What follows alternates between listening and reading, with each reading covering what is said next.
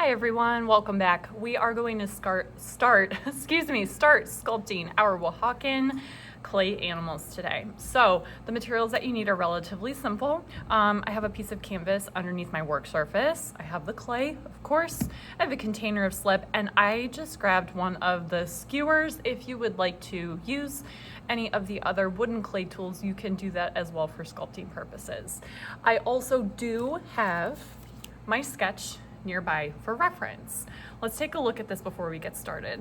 The way that we're going to sculpt these projects is to make and attach each of the individual pieces. So before you get started, you probably want to identify what pieces do you need.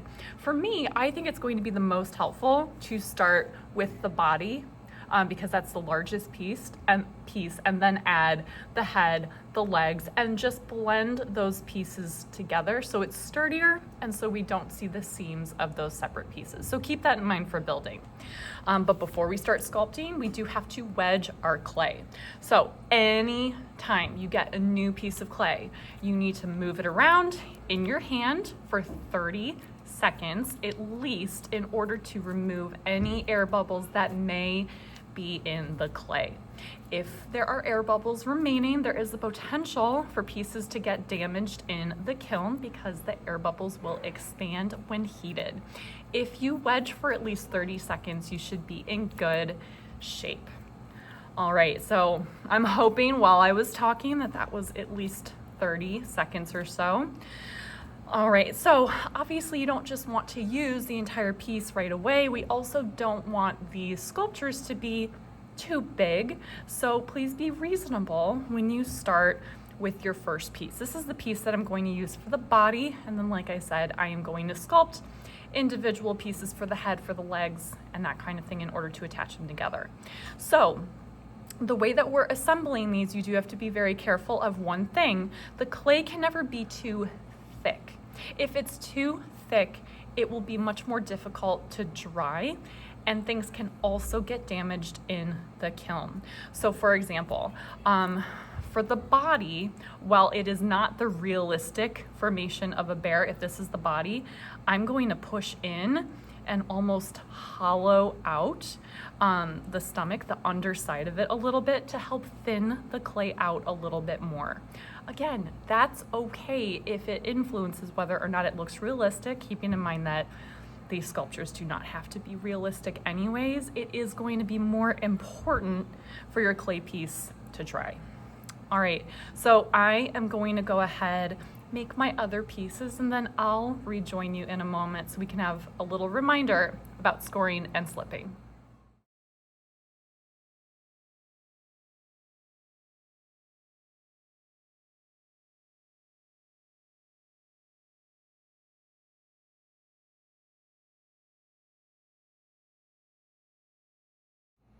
All right, everyone, so I sculpted just the very basic shapes for the different part of my animal.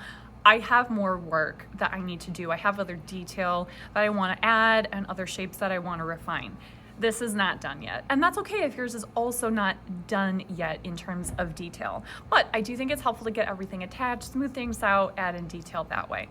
All right, so hopefully we remember in order to attach two pieces of clay together, we need to score and slip both pieces of clay so that they actually stay stuck. So I have the body, the different legs, head, ears over here. I'm just gonna walk you through a little reminder of how to attach one of them.